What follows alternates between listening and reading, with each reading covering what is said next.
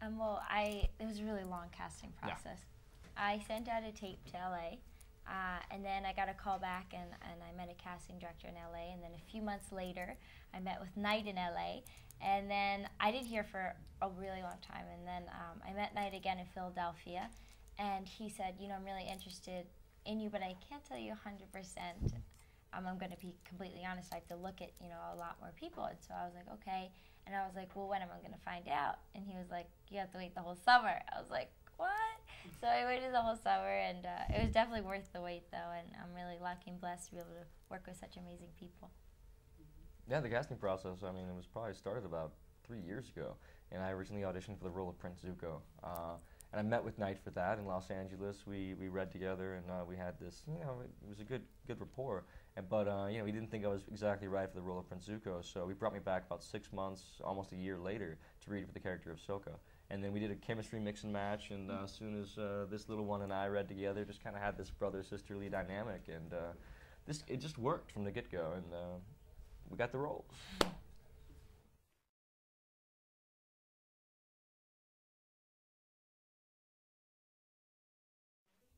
Well, it was nice getting a chance to kind of get back and to do some martial arts, and really they put us through the ringer in terms of we did a lot of training, and I loved it. Yeah, we did a boot camp in Philadelphia in February where we worked, you know, for hours a day to get this choreography, to kind of, you know, learn these different skill sets. I studied Gumlek, which is power fist form of the Kung Fu.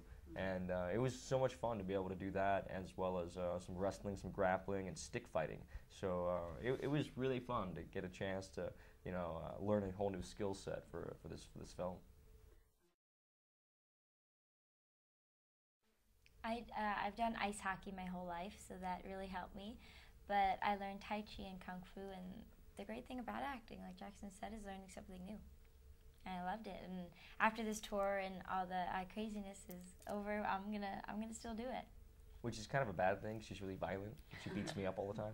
He's mad because I'm stronger than him. So strong. You seen those muscles? Huge. What can I say?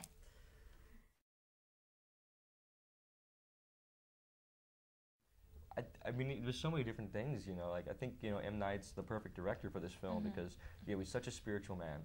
He is a great family man, and that's who really inspired him to make this film, was his family, as well as, you know, he has a history with martial arts himself. And he's got this kind of old school cinematic style that I've always been a fan of since his films, you know, The Sixth Sense and Unbreakable and The Village. And, you know, I think he's just, he's had this, you know, amazing kind of worldly cinematic style that a lot of American directors don't have. And it was just an incredible experience to work with someone I've respected and admired for years.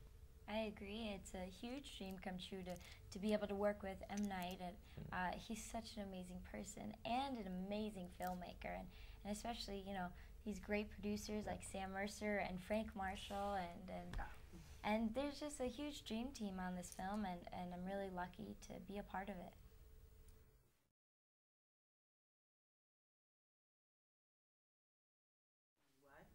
Water. Water. Yeah.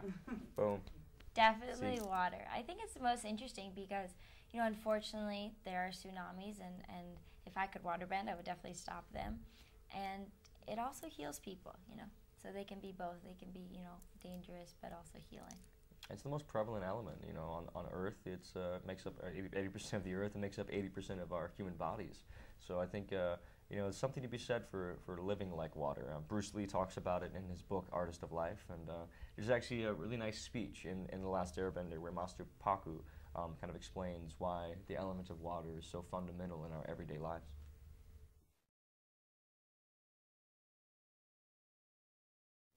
Well, the internet for me is kind of a source of communication.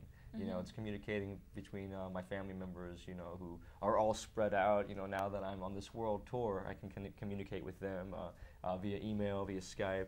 I don't use Facebook or MySpace or Twitter, but I do have a band, 100 Monkeys, and we have a website, 100monkeysmusic.com, where we can, you know, kind of very closely, we can put out new music for our fans. We can, you know, you can listen to our music for free, and it's a way for people to communicate and to stay in touch. And I think it's an incredible device if used properly. I agree. I definitely communicate with people through the internet, and it's also, Wikipedia is really useful. I mean, you can, research things, especially for school. I have a lot of papers, and the internet's very useful to help me out.